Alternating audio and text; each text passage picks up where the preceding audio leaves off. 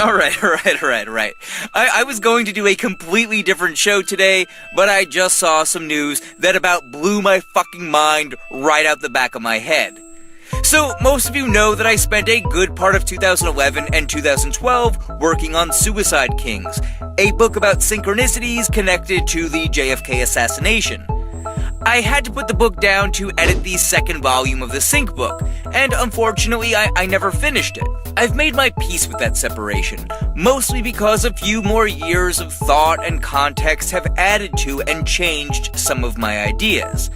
I know I would write so much of it very differently now, but I nonetheless stand by what I wrote as a strong entry on the subject. I also know that my research was solid, and I pointed out some connections that no one has noticed before.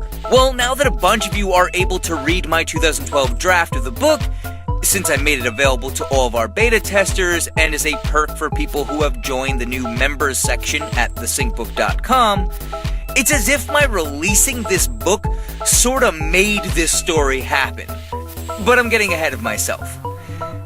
For those of you who have the book, refer to pages 142 to 148, as well as page 55. For those of you who don't have it, I'm going to share the context with you right now. In James Shelby Downard's infamous King Kill 33, he points out that Lee Harvey Oswald's name hints at Oz, O-Z, and that he is killed by Jack Ruby, again hinting at the ruby slippers from The Wizard of Oz. Downard even points out that the word Oz is Hebrew for strength. It actually has other meanings, including the number 77.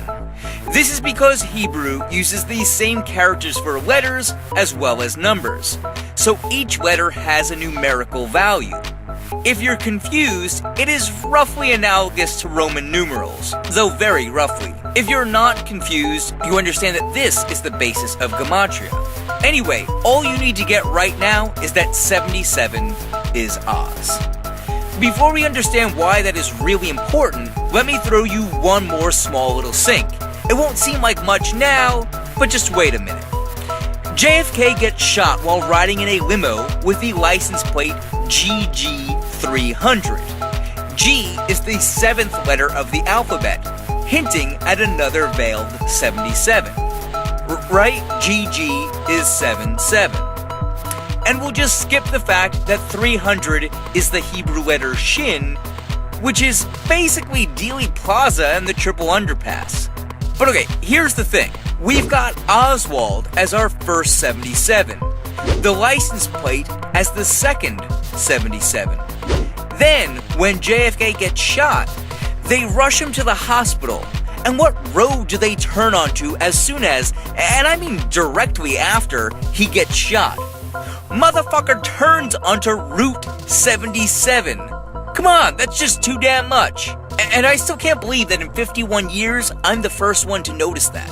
To me, all those 77s, which again, is another way of saying Oz, it kind of makes what originally seemed like a sort of joke from James Shelby Downard about Oswald and the ruby slippers. It just brings it all together. But okay, are you ready for the news that I saw today? Well, Stephen King wrote a book about the JFK assassination called 11/22/63. And back in September, they announced a miniseries adaptation was to be made. Now today, they just announced who is gonna star in it. James Franco! James Franco! You know, the goddamn Wizard of Oz? Get the fuck out of here! I'll see you next Thursday.